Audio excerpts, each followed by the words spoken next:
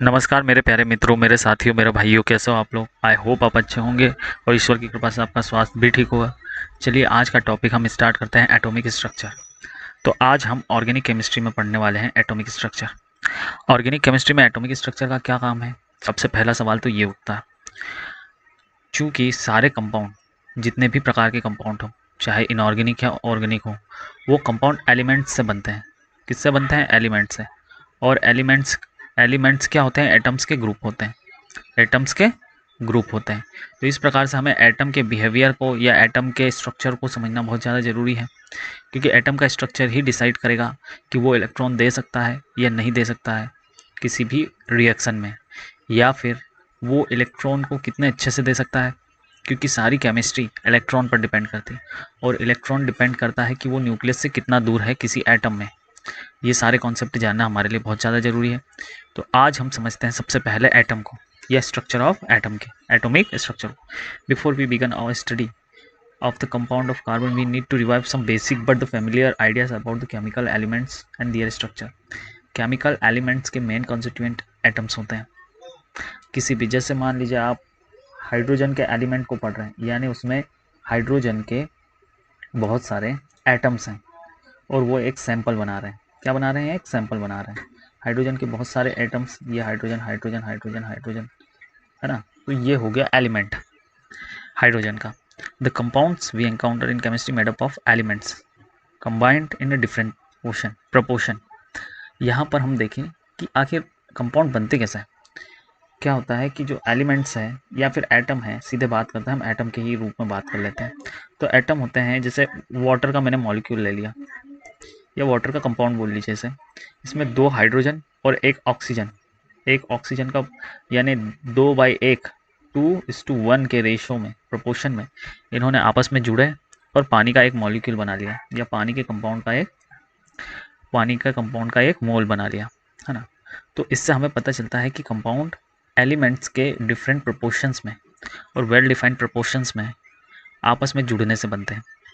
और हम organic chemistry में कार्बन के कंपाउंड्स को ही स्टडी करने वाले हैं। Elements are made up of atoms, ये हमने समझा कि एटम्स के ग्रुप्स को ही क्या बोलते हैं? एलिमेंट्स बोलते हैं। एटम्स क्या होते हैं? एटम्स के दो मेन पार्ट होते हैं। एक तो इसमें न्यूक्लियस होता है और एक होता है इलेक्ट्रॉन्स का क्लाउड। देखो, सेंटर पार्ट होता है जो एटम का, वो न्यूक्लियस होता है। इसमें न्यूट्रॉन और प्रोटॉन पाया जाता है। न्यूट्रॉन पे कोई चार्ज नहीं होता है और प्रोटॉन पे एक प्लस का चार्ज होता है। एक प्लस का चार्ज होता है प्रोटॉन पे। न्यूट्रॉन जो होता है इलेक्ट्रिकली न्यूट्रल होता है। न्यूट्रॉन और प्रोटॉन का जो मास है, mass of neutron is equal to mass of proton, proton के मास के बराबर होता है। कुछ एक बात है। अच्छा, न्यूक्लियस की डेंसिटी बहुत ज़्यादा क्यों हो जाती है? कारण इसका छोटा आकार। इसका आकार बहुत ही छोटा होता है एज कम्पेयर टू पूरे एटम का। पूरे एटम को अगर, पूरा एटम जो है उसमें मैक्सिमम पार्ट जो है वो इलेक्ट्रॉन घेरे हुए होता है, इलेक्ट्रॉन के क्लाउड घेरे हुए होते हैं, इलेक्ट्रॉन के क्लाउड घेरे हुए होते हैं। 1 बटा, यानी 1/10,000 पार्ट होता है। यानी अगर हम 10,000 कुल पूरे एटम को माने कि एटम की साइज 10,000 यूनिट है, तो उसमें से एक यूनिट आपके न्यूक्लियस की होगी, यानी 10,000 गुना छोटा होता है न्यूक्लियस एटम की तुलना में। और उसमें न्यूट्रॉन और प्रोटॉन होते हैं जिनके मास इलेक्ट्रॉन से 1800 टाइम्स, यानी 1800 टाइम्स होते हैं मास ऑफ इलेक्ट्रॉन के। यानी आप सोच सकते हो कि बहुत सारा मास एक छोटे से पॉइंट पर सेंट्रलाइज होता है। यानी यहाँ से हमें ये मिल रहा है कि इसकी डेंसिटी बहुत ज़्यादा हो जाती है। तो हैविली डेंस्ड होते हैं ये। क्या होता है? न्यूक्लियस क्या होता है? हैविली डेंस होता है। डेंस होता है, पॉजिटिवली चार्ज होता है, यही सी बात है प्रोटॉन होने के कारण, है ना। Each proton of the nucleus bears a 1 positive charge. एक पॉजिटिव चार्ज रखता है एक proton. Electron bears 1 negative charge. Electron एक नेगेटिव चार्ज हो रखता है। एक न्यूट्रल एटम के अंदर जितने इलेक्ट्रॉन होते हैं, numbers of electron is equal two numbers of proton for neutral atom, एक एटम के लिए, ठीक है। कैसे? इलेक्ट्रिकली न्यूट्रल न्यूट्रल एटम के पास जितने नंबर्स ऑफ इलेक्ट्रॉन होते हैं उतने ही नंबर्स ऑफ प्रोटॉन होते हैं, और नंबर ऑफ इलेक्ट्रॉन और नंबर ऑफ प्रोटॉन बराबर होने के कारण ही ये इलेक्ट्रिकली न्यूट्रल भी होता है, ऐसे भी हम बोल सकते हैं। An atom is composed of tiny nucleus containing proton and neutrons and large surrounding volume containing electron. The diameter of typical atom is about 10,000 times the diameter of nucleus. Nucleus के डायमीटर से 10,000 गुना पूरे atom का diameter होता है। ये चीज़ें जानने के बाद में और हम इसके बारे में पढ़ते हैं। एक जो न्यूट्रॉन या प्रोटॉन आपके पास होता है उसका मास 1 एटॉमिक यूनिट के बराबर होता है, यानी mass of neutron is equal to mass of proton होता है, और वो 1 AMU एटॉमिक मास यूनिट के बराबर मास रखता है। एक न्यूट्रॉन का मास लगभग 1 AMU, एक प्रोटॉन का मास लगभग 1 AMU होता है, और ये 1800 यानी 1800 टाइम हैवी होते हैं इलेक्ट्रॉन से, ये अभी हमने बात पढ़ी। Most of the mass of atom, जो भी एटम का पूरा मास होता है उसका मैक्सिमम पार्ट है ना, comes from the mass of the nucleus. कहाँ से आता है? न्यूक्लियस से। यानी आपके एटम का मैक्सिमम मास कहाँ से आता है? न्यूक्लियस से। The atomic mass contributed by the electron is negligible. Electron का जो मास होता है, मास ऑफ इलेक्ट्रॉन कंट्रीब्यूट करता है, वो बहुत ही नेग्लिजिबल होता है ना। यानी एटम में जो टोटल मास होता है वो मास न्यूट्रॉन और प्रोटॉन के मास का ही होता है। यहाँ पे इलेक्ट्रॉन का मास आप न के बराबर मान सकते हैं कि एटम के पूरे मास की तुलना में देखा जाए तो। Contribute most of the volume of atom however comes from the electron. और जो एटम का कुल वॉल्यूम होता है, उसका जो कुल आयतन होता है, नेट वॉल्यूम, वो मैक्सिमम आता है इलेक्ट्रॉन से, क्योंकि इलेक्ट्रॉन का क्लाउड का डायामीटर 10,000 टाइम होता है डायामीटर ऑफ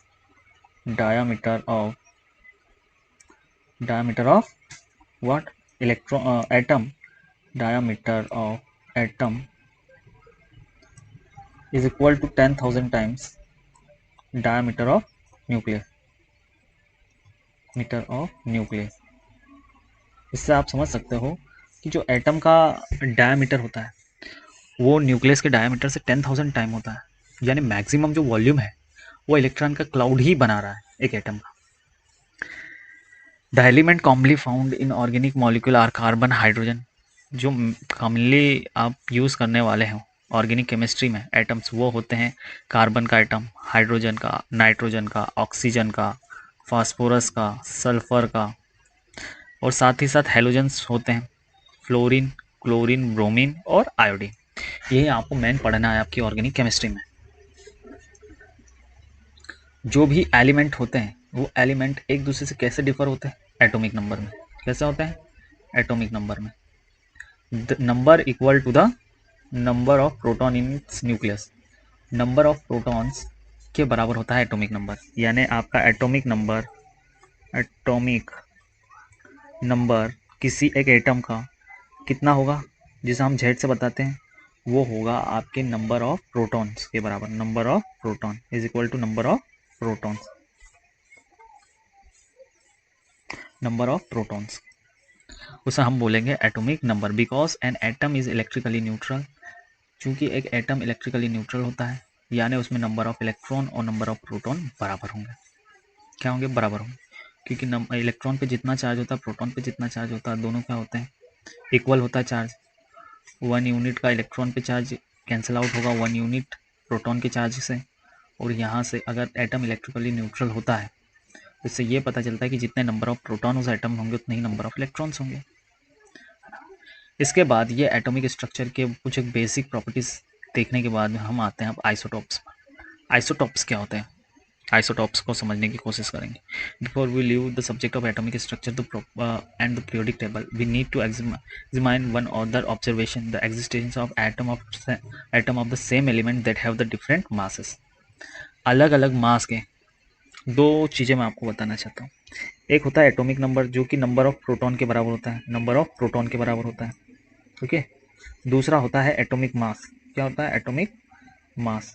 एटॉमिक मास जो आपका होता है वो होता है number of proton plus number of neutron. Number of proton और नंबर ऑफ न्यूट्रॉन को आप ऐड कर देंगे तो वो हो जाएगा आपका एटॉमिक मास। यहाँ पर अगर आपका एटॉमिक नंबर सेम है लेकिन एटॉमिक मास डिफरेंट है, यानी यहाँ पे गड़बड़ किस में हो रही है, नंबर ऑफ न्यूट्रॉन्स में। तो अलग ऐसे भी एटम पाए जाते हैं जो सेम एलिमेंट के एटम की बात करें। सेम एलिमेंट मतलब जैसे मैंने कार्बन ले लिया है ना, एग्जांपल के लिए क्या ले लिया, कार्बन ले लिया। कार्बन के 3 आइसोटोप पाए जाते हैं। एक में आपको एटॉमिक मास 12 दिखेगा, एक में 13 होगा और एक में 14 होगा, 14, 12, 13 और 14 एटॉमिक मास होगा। अब इसमें एटॉमिक नंबर सेम है, उनके एटॉमिक नंबर सेम है, यानी आप समझ सकते हो कि नंबर ऑफ प्रोटॉन तीनों में क्या होंगे, सेम होंगे। क्या होंगे, तीनों में सेम होंगे। यहाँ जो नंबर ऑफ प्रोटॉन होंगे 6 हैं, यहाँ भी नंबर ऑफ प्रोटॉन 6 है और यहाँ भी नंबर ऑफ प्रोटॉन 6 है, यानी नंबर ऑफ प्रोटॉन क्या है यहाँ पे, सेम है। तो नंबर ऑफ जो न्यूट्रॉन है वही अलग हो सकता है। तो यहाँ पे कितने नंबर ऑफ न्यूट्रॉन होंगे, 6, यहाँ पे 7 और यहाँ पे 8 नंबर ऑफ न्यूट्रॉन। तो इसी नंबर ऑफ न्यूट्रॉन्स की वजह से इनके एटॉमिक मास डिफरेंट होते हैं। सेम एलिमेंट के एटॉमिक मास डिफरेंट होते हैं जबकि एटॉमिक नंबर सेम होता है। इसी प्रॉपर्टी को हम बोलते हैं आइसोटॉप्स, यानी C12, C13 और C14 एक दूसरे के आइसोटॉप हुए। Although all the nuclei of atom has the same element will have the same number of protons, some atoms of the same elements may have different masses because of different number of neutrons, यानी neutrons का ही difference आता है। ये carbon का हमने example देखा, carbon 13, carbon 14, carbon 12, carbon 13 और carbon 14। देखिए नेचुरली सब इसमें क्या होता है कि जो कार्बन 12 है वो लगभग मैक्सिमम वही पाया जाता है। फिर थोड़ा सा पोर्शन कार्बन 13 का पाया जाता है। जो भी मिक्सचर, जो भी एलिमेंट लेते हो आप, एक सैंपल लेते हो कार्बन का, उसमें कार्बन 12 मैक्सिमम होगा, 99% कार्बन होगा। 1% में आपके कार्बन 13 और कार्बन 14 होंगे, उसमें से कार्बन 14 और भी कम होगा। इससे ये पता चलता है कि स्टेबिलिटी इनकी नीचे जाने पर गिरती जाती है, यानी कार्बन 12 मोस्ट स्टेबल है, कार्बन 13 थोड़ा कम स्टेबल है और कार्बन 14 तो अनस्टेबल है। इसी वजह से ये कार्बन डेटिंग के लिए यूज़ किया जाता है, क्योंकि ये रेडियो एक्टिव होता है। कार्बन 14 क्या हो जाता है, रेडियो एक्टिव हो जाता है, और ये टाइम के साथ में क्या करता है, रेडिएशन निकालते रहता है। इसीलिए इसे कार्बन डेटिंग के लिए यूज़ किया जाता है, कार्बन डेटिंग के लिए यूज़ किया जाता है। किसी भी पुरानी वस्तु की एज कैलकुलेट करने के लिए यूज़ किया जाता है। Most atom of the element hydrogen have the 1 proton. ऐसा ही एक एग्जांपल हम हाइड्रोजन का लेते हैं। हाइड्रोजन के जो सबसे ज़्यादातर एटम है उसमें क्या सिर्फ एक प्रोटॉन पाया जाता है। क्या पाया जाता है, न्यूट्रॉन नहीं होता है। उसे हम 1s से लिखते हैं, यानी इसमें एक प्रोटॉन है, ठीक है। लेकिन थोड़ा से यानी 0.015% एटम्स ऐसे होंगे, अगर आप एक हाइड्रोजन का सैंपल लेते हैं तो उसमें से 0.015% हाइड्रोजन के एटम ऐसे होंगे कि जिनमें एक न्यूट्रॉन भी होगा और एक प्रोटॉन भी होगा। वहाँ पर उसका एटॉमिक मास हो जाता है 2, यानी एक न्यूट्रॉन और एक प्रोटॉन, इसलिए उसे हम ड्यूटेरियम बोलते हैं। क्या बोलते हैं, ड्यूटेरियम। ऐसे ही एक हाइड्रोजन ऐसे पाया जाता है जिसमें 2 न्यूट्रॉन होते हैं, यानी एक प्रोटॉन प्लस 2 न्यूट्रॉन, और यहाँ से हम इसे ट्राइटियम बोलते हैं। क्या बोलते हैं, ट्राइटियम। तो इस प्रकार से हमने देखा कि हाइड्रोजन के 3 आइसोटोप होते हैं, एक तो हाइड्रोजन होता है, एक ड्यूटेरियम और एक ट्राइटेरियम होता है। तो ड्यूटेरियम बहुत कम स्टेबल है और ट्राइटेरियम तो अनस्टेबल है और रेडियो एक्टिव भी है। ऐसे ही हमें पता चलता है कि जो एटम की नंबर ऑफ प्रोटॉन है और नंबर ऑफ न्यूट्रॉन है उसमें बैलेंस होना ज़रूरी है। नंबर ऑफ प्रोटॉन और नंबर ऑफ इलेक्ट्रॉन जितने अपने नंबर्स में इक्वल होंगे, ये जितनी ज़्यादा इक्वलिटी वो अचीव करेंगे उतने ही ज़्यादा वो स्टेबल होंगे। यानी जैसे ही डिफरेंस बढ़ता जाएगा इसमें, यानी नंबर ऑफ प्रोटॉन में और नंबर ऑफ न्यूट्रॉन में जितना ज़्यादा डिफरेंस बढ़ता जाएगा उतना ही वो एटम या वो सैंपल ऑफ एलिमेंट क्या हो जाएगा, अनस्टेबल होते जाएगा या स्टेबिलिटी उसकी घटती जाएगी। मैं यहाँ पे एक क्वेश्चन दिया गया है कि नाइट्रोजन 14 और नाइट्रोजन 15 में बताइए कि कितने नंबर ऑफ न्यूट्रॉन है। तो हमें पता है कि एटॉमिक नंबर नाइट्रोजन का 7 होता है। हमें पता है कि नाइट्रोजन का एटॉमिक नंबर अगर 7 हो गया और एटॉमिक मास यहाँ पे 14 हो जाएगा, यानी atomic mass 14 is equal to कितना हो जाएगा, number of proton plus number of neutron. Number of proton हमें पता है 7 है क्योंकि एटॉमिक नंबर क्या है उसका 7 है। तो नंबर ऑफ न्यूट्रॉन कितने हो जाएंगे, 14 माइनस 7 यानी 7। तो न्यूट्रॉन्स कितने हो जाएंगे इसमें, 7। ऐसे कैसे हम जब इसमें कैलकुलेट करेंगे एन 15 में तो पता चलेगा कि यहाँ पे नंबर ऑफ न्यूट्रॉन 8 हो जाएंगे। हम अगली चीज़ पढ़ते हैं वैलेंस इलेक्ट्रॉन। वैलेंस इलेक्ट्रॉन क्या होता है, when we discuss about the electronic configuration electronic configuration क्या होता है कि आपके इलेक्ट्रॉन किस प्रकार से उस क्लाउड में हैं, उनकी एनर्जी की पोजीशन क्या है। जैसे जैसे आप न्यूक्लियस से दूर जाते जाते हो, आपके एनर्जी का लेवल बढ़ते जाता है। क्यों? न्यूक्लियस क्या करता है, इलेक्ट्रॉन को अपनी ओर खींचता है। न्यूक्लियस में प्रोटॉन होता है और न्यूट्रॉन होता है। प्रोटॉन पे पॉजिटिव चार्ज होता है, इसी वजह से वो इलेक्ट्रॉन को अपने ऊपर इलेक्ट्रोस्टैटिक फोर्स लगा के खींचने की कोशिश करता है। इलेक्ट्रॉन अगर न्यूक्लियस से दूर जाना चाहता है तो इसके पास अपनी एनर्जी होना चाहिए। क्या होगी? एनर्जी। यानी एनर्जी जितनी ज़्यादा बढ़ती जाएगी उतना ही इलेक्ट्रॉन की डिस्टेंस ज़्यादा होती जाएगी। क्या होती जाएगी? ज़्यादा होती जाएगी। अगर मैं इसकी एनर्जी मानूँ E2 और इसकी एनर्जी मानूँ E1, तो यहाँ पे E2 ज़्यादा होगी E1 से। क्यों? क्योंकि ये E2 वाला इलेक्ट्रॉन जो है वो न्यूक्लियस से ज़्यादा दूर है बजाय E1 एनर्जी वाले इलेक्ट्रॉन से। इससे हमें ये पता चलता है कि न्यूक्लियस से जितना ज़्यादा दूर अगर इलेक्ट्रॉन जाना चाहता है तो उसे एनर्जी की ज़रूरत पड़ेगी, और इसी एनर्जी को कॉन्फ़िगर करके ये पता लगाना है कि इलेक्ट्रॉन्स की पोजीशन क्या है, इलेक्ट्रॉनिक कॉन्फ़िगरेशन कहलाता है। इलेक्ट्रॉन जो भी आपके न्यूक्लियस के आसपास होते हैं वो एक पर्टिकुलर एनर्जी की बैंड के अंदर होते हैं, उन्हें हम सेल्स बोलते हैं। एक एरिया होता है उसके चारों तरफ घिरा हुआ, यानी ये आपका अगर न्यूक्लियस है तो उसके चारों तरफ एक एरिया होगा कि इतने एरिया में आपके जो इलेक्ट्रॉन पाए जाएंगे वो इतनी एनर्जी के होंगे। फिर इसके बाहर वाले और इससे ज़्यादा एनर्जी वाले, और इसके बाहर वाले और ज़्यादा एनर्जी कैरी करेंगे। इन्हें हम सेल्स बोलते हैं। इन्हें हम क्या बोलते हैं? सेल्स बोलते हैं। इन्हें हम सेल्स बोलते हैं।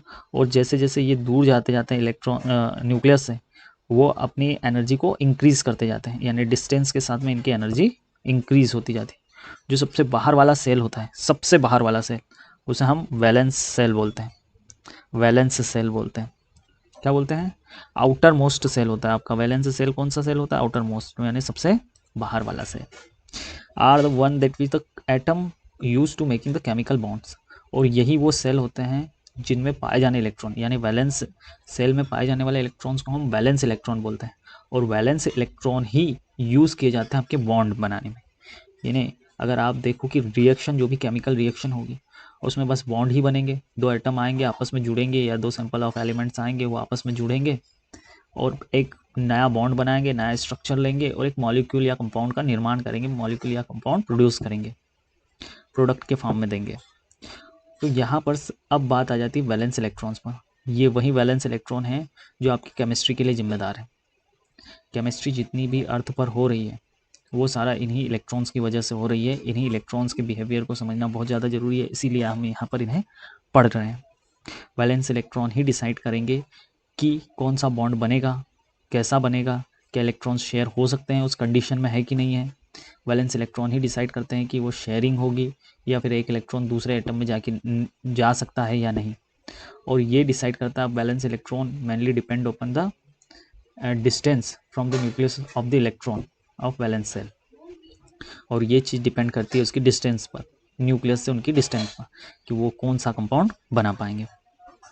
अब ये वैलेंस इलेक्ट्रॉन कैसे कैलकुलेट कर सकते हो आप कि कितने इलेक्ट्रॉन वैलेंस इलेक्ट्रॉन होंगे, ये कैसा पता कर सकते हो? तो ये आप पीरियोडिक टेबल से पता कर सकते हो। कहाँ से? पीरियोडिक टेबल से। पीरियोडिक टेबल में जो भी ग्रुप नंबर होगा आपके एलिमेंट का, वहीं उसके वैलेंस सेल को बताएगा। जैसे आपके कार्बन है, कार्बन का 4 है, ग्रुप नंबर क्या है? 4 है। चौथे ग्रुप में पाया जाता है कार्बन, इसलिए उसके वैलेंस इलेक्ट्रॉन 4 होगा। क्या होगा? 4। उसमें कितने वैलेंस इलेक्ट्रॉन होंगे? 4। ऑक्सीजन का ग्रुप नंबर क्या है? 6 है, तो उसमें कितने वैलेंस इलेक्ट्रॉन होंगे? 6 वैलेंस इलेक्ट्रॉन होंगे। हैलोजन है जो भी आपके क्लोरीन, ब्रोमीन, आयोडीन, एस्टेटिन, इन ग्रुप नंबर 7 में पाए जाते हैं, इसलिए इसमें वैलेंस इलेक्ट्रॉन कितने होंगे? 7 होंगे। यहाँ पे कुछ एक एग्जाम्पल दिए हुए हैं, इसमें से हमें बताना है कि इनमें वैलेंस इलेक्ट्रॉन कितने होंगे। तो हम देखते हैं, पीरियोडिक टेबल पर चलते हैं और बताने